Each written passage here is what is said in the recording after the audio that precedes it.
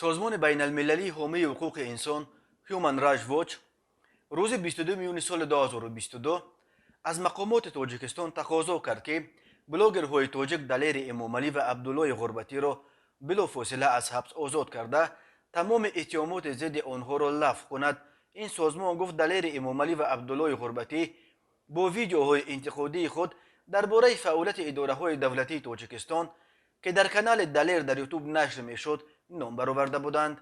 سینت سلطان علی و محقق مسائل آسیای مرکزی در هیومن رایتس واچ گفت دلیر امامعلی و عبدالله غربتی برای فعالیت کسبی خود تحت تعقیب قرار گرفتند، هرچند قانونهای تاجیکستان و عهدهداری‌های بین المللی این کشور در بابت آزادی بیان و آزادی مطبوعات باید از آنها حمایت کند.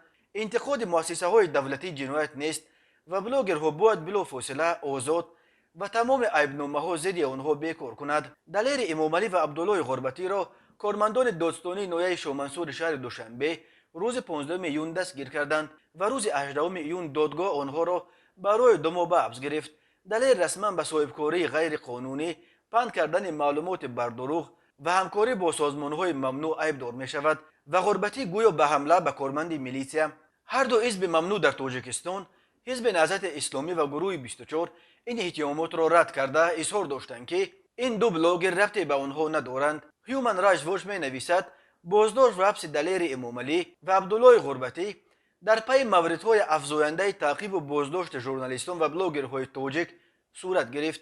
حامیان حقوق از جمله بازداشت چند زاده تاجیکستان از جمله خوشام گلیم، الفت خانم محمدشاه و محمد سلطان مولانظرف، حمله به 4 خبرنگار نشریه‌های آمریکایی رادیوی آزادی و نستیاش وریمیا در پی مصاحبه‌هایشان با الفت خانم محمدشاه که همگی یک روز قبل از حبس محمدشاه صورت گرفته بود یادآور کرده است. حامیان حقوق همچنین از از پلیوس، یکی از رسانه‌های مستقل پیشتاز تاجیکستان، یادآور شده است که در پی هشدار دادستانی کل در مورد گویا یکجانبه انعکاس شدن حوادث ولایت مختار کوهستان بدخشان از جانب این رسانه مجبور شد زیر خطر بسته شدن از انعکاس حادثه‌های خونین اخیر در این ولایت مختار در شرق تاجیکستان دست بکشد. هیومن رایتس واچ میگوید تاجیکستان تاریخ طولانی برای عقیده‌هایشان تعقیب کردن ژورنالیستان و بلاگرها را داشته، خدمات علاقه این کشور دائم دسترسی به سامانه‌های انتقادی را مسدود می‌کند.